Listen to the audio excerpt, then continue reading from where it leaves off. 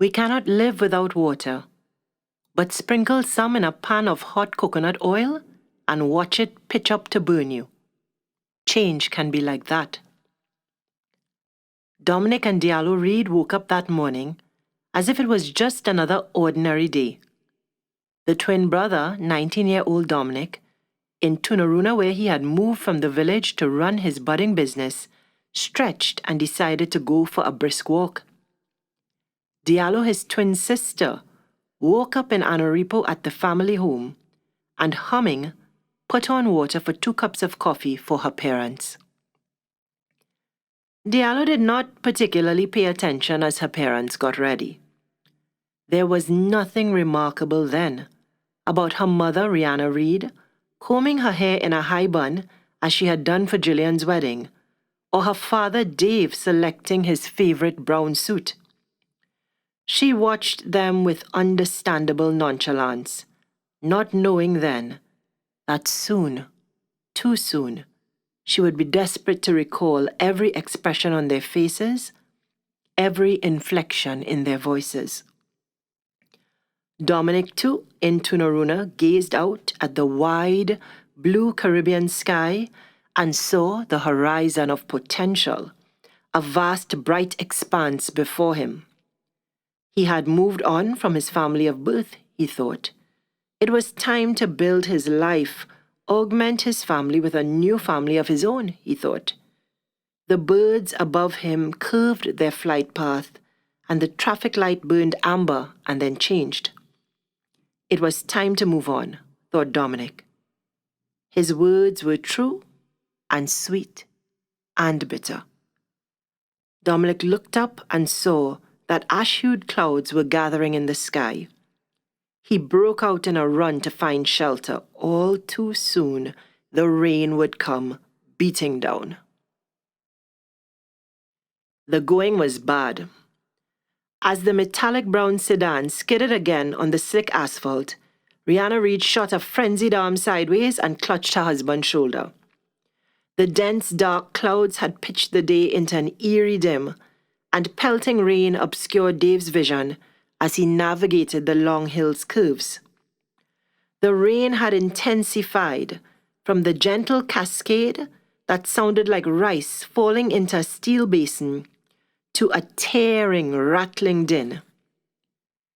Through the cacophony of pelting water hitting metal, whirring wipers, whining brakes, his wife urging, "Dave, Dave," and a low mambo grooving on the lowered radio, Dave attempted to focus on controlling the car. He was afraid to brake suddenly, for that would send them skidding more. So instead he began staring into the skid and letting the car find its own way, regain its own grip on the road. The road itself had turned into rivulets of brown water. Beneath the hill, the Mandradura River was already churning with debris in agitated, hungry waves. Rihanna's heart was beating hard. The car lurched again, then slid a bit without elegance to the side. Dave tried to remember the condition of the tread of the tires. Rihanna tried to remember the condition of her panties, whether they were good new ones with strong elastic, so that when they pried her body from the wrecked car, for surely they would crash, and examined her in the hospital, she would not be an embarrassment to her family wearing washed-out undies with the elastic hanging loose.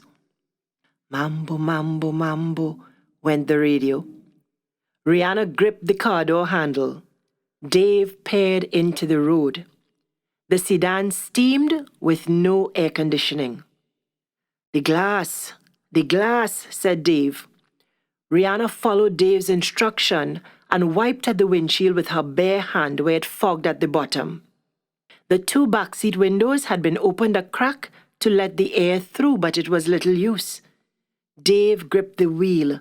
He longed to wipe the windshield, or to reach over and comfort his wife, or to reach over and very well slap her hand away whenever it gripped his arm. Concentrate. Dave knew he had to get off this stretch. It was long and winding and treacherous. He had to go just slow enough to be safe, but also fast enough. He felt he had to break any traffic law to be off this hill. At his left, there was just bush and hill and tree, a vast, jagged, undulating wall held together by roots and the will of God. Then ahead, suddenly they saw it. A swift movement quickly plummeted, gaining discernible, yes, but hard to believe as pieces of the bush and the hill and the trees came tumbling into the road. The sedan swerved, the sky thundered in sympathy. This was no baby's dribble, but a full rainburst of earth. The car careened into the empty outside lane, just missing the landslip, breaking, spurting fountains of brown from the wheels, as Dave gained the dirt shoulder at the outer edge of the road and halted. The much-used brakes expelled a putrid odor. "The brakes working," Dave stated, attempting to project self-assurance. He looked across at his wife. Her eyes were shut tight as she mumbled the childhood catechism low under the strains of the thumping mambo in the sweltering car beneath the pelt of the rain. "Ariana, the brakes working," he affirmed again. And then it was as if God had sighed and rocked the earth off its axis. For the road shook, and the brown sedan shuddered, and the dirt shoulder simply fell away. One screamed as they tumbled, hitting, breaking tree limbs, whacking stone. One could not scream, with the sound caught still in the throat, in shock. Dave thought of his job, his suits and ties, his bottom line. He thought of his favorite bar and his drinking, and his regular lime on a Friday. He thought of his college education, and his degree rolled nicely in the gold canister he used to prop the Chester drawers mirror into a good slanted position. He thought of crying out for God, but realized he had put his faith in other gods, commerce, learning, revelry, and rum. Glass smashed around him. His head hurt. Had he hit it? He could taste blood. The car finally landed on the wide banks of the rushing Mandradura. He looked across at his wife. She was out cold. He had to go get help. He tried the door. Then he pulled the lock open and tried the door again. He began pushing it. 1, 2, 3. It gave, and out he wandered, urgently, leaving the door wide open. He needed to get help.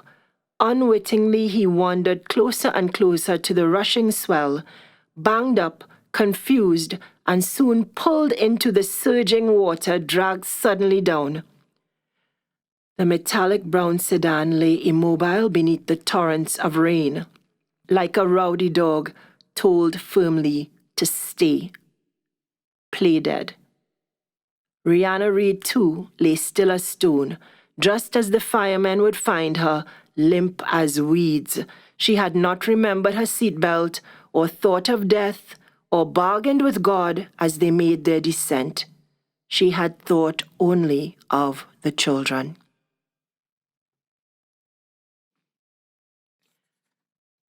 "10 years earlier. Little Diallo hated rainy days. To her 9-year-old mind, it was as if God were in grief and drenching the world in the outpourings of his sadness. Plus, her whitened school sneakers would run, all the white washing off in puddles on the way to school. Her twin brother Dominic walked 2 paces ahead of her as they left home to head for school. Diallo lagged 2 paces behind him, swinging her lunch kit carelessly. She hated going to school any day, and her pink raincoat hood kept sliding off her head. On the main road, Dominic stretched out his right hand and wiggled his finger, flagging down a maxi-taxi. He held the door for Diallo to get in, then slid it closed. Diallo sucked on the insides of her cheek and pulled at the loose vinyl of the seat in front of her. Dominic kicked under the seat in front of them with his sneaker, which was identical to Diallo's, and he read the existential graffiti proudly proclaiming, "Ricky was here." When they had first got the sneakers, well, he was mildly upset that although they were fraternal twins and looked nothing like each other, their mother still insisted on dressing them up alike. Dressing him like his sister, a girl. Not in dresses or anything, but in the same colors and patterns. He soon overcame this mild irritation, however, for, he was a practical, pragmatic boy. 10 minutes later, as they jumped out the maxi-taxi, Dominic readjusted his raincoat. He tied the hood closely about his head, peeping out from a small round hole in the middle. Under the coat, only the edge of his khaki shorts and his socks and shoes could be seen. His stoplight red uniform shirt was completely hidden. As for Diallo, only the edge of her red uniform dress was visible. They felt encouraged as they trudged through the drizzle. Maybe the bullies that waited by the shop on the corner of the school would be dissuaded by the drizzle. Yet Diallo knew deep in her heart that every time they hoped in vain. She hated rainy days worst of all. As they approached the corner shop, Diallo could feel her insides quaking, her body shrinking into itself as she tried to make herself invisible. One step closer. 2. She could feel her face getting stiff and serious, hear her breath grow shallow and erratic. She held her breath to steady her nerves. For some reason, Dominic picked up the pace, and Diallo assumed it was to try to go by quickly. Dominic loved his school. He loved singing "Our Nation, Blessed by God" in a full, big, loud voice every morning. He relished racing through the courtyard at recess, winning in games, and leaning over the faucet on full strength to glug water before the bell called. His greatest triumph was when Mr. Grant strode through the class monitoring their tests with a ruler held sternly behind his back. And Dominic would think quick and write fast and be one of the first to put his pen down and look around as if to say, "Hello, you're not finished yet?" At times his looking around had been met with a sharp rap on the desk from Mr. Grant's ruler. But Dominic didn't care. He had proved his point. And this morning, suddenly, he had another point to prove. He stooped and picked up a handful of pebbles. Diallo seemed to give her silent agreement. Let the bullies come. This time, they would see. There was a handful of other students walking that way, towards the corner shop too. Many children, though, chose to go the long way around, or were just picked up and dropped off by parents with cars, so they avoided the jeering and sneering which could escalate at any time into anything. But Dominic felt himself to be brave and didn't see why anybody had the right to run him off a free road that they didn't own. So now his pockets hung with pebbles, eager to make war. Man, he could fight a lion. They heard them before they saw them. Jeering at a group of red-clad Anaripo RC schoolmates with umbrellas, their voices rang out, "Red cockroach! Red cockroach! Red cockroach!" Dominic, incited, could not wait. He began to run forward. "Come on, Diallo!" Diallo took off too, trying to catch up. Her pink hood flew off her head, exposing her plaits, her ribbons, her face to the weather. "Red cockroach! Red cockroach!" Then there they were, 5 of them, big, blue-clad and bold-faced. Sheltering at the shop corner, they stood at the edge of the overhanging roof, and from this dry spot under the awning, hurled abuse into the street. They must have been 11 or 12 years old. They were so big, every now and then, their classmates might risk trying to jump in and help those being picked on, or look on with pity in their eyes, hands helplessly wringing the blue uniforms. But not today. As the little reeds rounded the corner, the bullies spotted them, trying to run to Anaripo RC. "Red, red, you pee your bed! Red, red, you pee your bed!" Dominic was just a couple of paces ahead of Diallo when he reached into his pocket and flung the stones across in their general direction. He didn't aim too good, because he didn't really want to hurt anybody. He was too well brought up for that. Plus, he didn't want to detract from his escape to Anaripo RC, but he did want to frighten them. He did want to make a point. 2 government schoolboys disengaged from the pack and made chase. Diallo ran hard, keeping up with Dominic, bag thumping hard on her back. The RC school gate was not far, just 2 streets away. She ventured a look back. The 2 bullies were gaining. Dominic looked back too, and realizing that the 2 bullies would catch them, he called out, "You just run, Diallo, run, run!" And then he stopped and slowly turned around. Diallo had fought him at home many times, and he knew that she had some ability. But he couldn't let his twin be roughed up by some bad government school boys. He had promised his parents to watch out for her. And that rainy day, 10 years before his parents' car crash, Dominic had promised his folks to look after his loved ones, especially those who needed his protection. And Dominic kept his promises. Dominic dropped his backpack to the side of the road and stood, arms akimbo, just as one of the 2 boys caught up to him and pushed him over hard, slammed onto the wet concrete.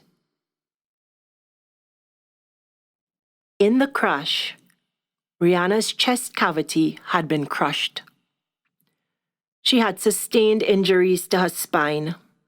She had a severe concussion at the head. And there were machines, the whoosh and suck of the lung machine, the beep of machines monitoring her vital signs. And there were tubes of intravenous fluid going in. This the doctors had explained, this much and more, but the medical mumbo-jumbo had confused him, and all Dominic could think about was his mother in a state of absolute helplessness and unresponsiveness, as she lay there, kept alive by machines. How long had he been sitting here, with his head in his hands, gazing blankly at the sterile white walls and floors, seeing nothing? The semi-private room was designed for 2, with 2 neat single beds and office chairs for guests.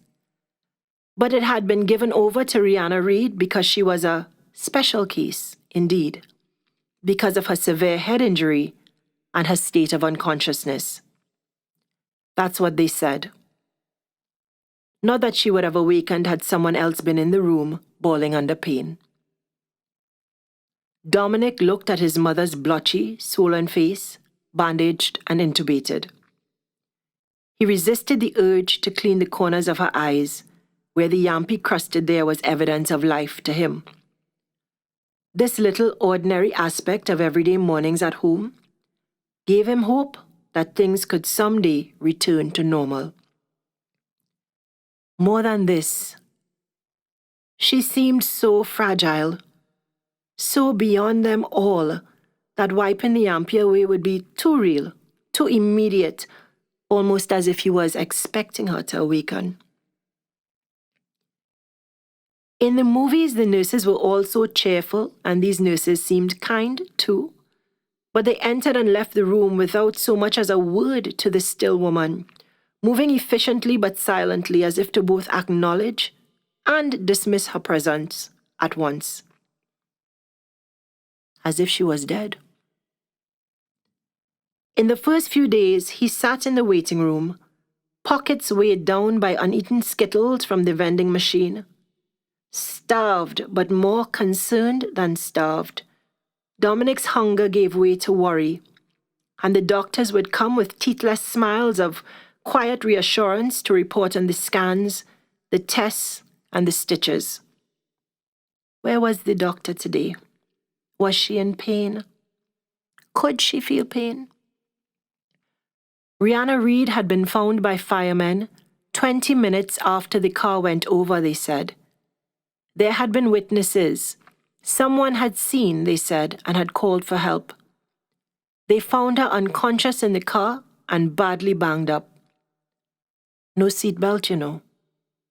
Of course, they made a search for the driver, but they were supposed to have come home. They never made it home, he heard himself say. The officials standing around had merely nodded. An orphan at 19? He could handle it, he supposed. The logistics, yes. The loss? Well, we would have to see. He glanced at his mother, her fingers curled loose and vulnerable under her limp arm. Her flesh had goosebumps. He would have to tell them that the AC was on too cold. He lightly clasped her hand in his, rubbed lightly on her arm, as if to warm her. It's okay. Everything will be okay, he whispered. Dominic did not look up as the steady drone of the air conditioning was interrupted by the creak of the door. Just the nurse, he thought. "Was sorry, I didn't realize somebody was here with her," came the gentle, polite voice. A brown-skinned girl with thick legs beneath her sensible knee-length skirt approached the bed. She was dressed in a cheerful floral pattern, and her short hair was pulled back from her face. "I'm her son," said Dominic. "And you are?" Gracie Small, quiet, self-assured. "I pray with your mother." She smiled. "I believe she enjoys the company." "Oh, you pray with her?" "Whether we're staying or going, we all need prayer, Mr. Reed. And I pray joyful, thankful prayers with her." Dominic bit his bottom lip and frowned. "Are you staff here, a nurse?" Gracie shook her head.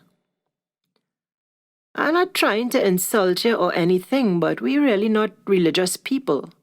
I mean, I'm glad you look in on her, Miss Small, but..." "Listen, call me Gracie." "Yes, okay," he said, then added, "Gracie." "It's cold in here," she said, then walked over to a panel that Dominic hadn't missed, one half hidden, as if to adjust it. As her hands reached upwards, she paused her fingers and asked, "You don't mind, do you?" "No, go ahead," he said, wanting to add that he too was thinking that the patient was cold and had wanted to do it. "Lovely flowers." "You think they don't make sense. I don't blame you. But I told myself the same thing too, that she can't smell or touch them or anything. But maybe today she will wake up and see them." This whole accident doesn't make sense. Nothing making sense lately. "So you understand why I pray then? Your mother's life has meaning, Mr. Reed. It has a purpose. And I am simply asking the Almighty, what people call the powers that be, to complete His work in her, to let her purpose be accomplished, even now, even in this situation. You see where I'm coming from, Mr. Reed?" Who was this stiff-waist prude? What to make of this preachy creature? Gracie moved to the other side of the room, lifted the green upholstered office chair and brought it closer to Dominic and Rihanna. She sat near him, not too close. She thought of pulling out her Bible, then decided against it since it might be off-putting to the young gentleman beside her. "You believe in God?" she said. "Yes, I believe in God, it's true," said Dominic after a moment. But look at this trouble and confusion now, thought Dominic. Look what has been done to my family. Dominic spoke quietly to Gracie. He felt the passion, but it did not come out in his words. He felt like a snapped man. He felt a pressure valve releasing. No one had been able to talk to him about the tragedy, and he had been unable to communicate, even with his twin, for Diallo had withdrawn into herself until she finally refused to leave the house or do anything useful, and thus had left him 3 times abandoned. Me alone to battle with lions, he thought silently. Me alone to fend for both of us. Gracie felt brave and touched his hand. She knew about loss. God is there too, Mr. Reed. He lifted his head and looked up into her round, brown face. It was full of earnest faith and warmth. Her bronze eyes penetrated his, searching for hope, trust, and feeling. It's Dominic, he said.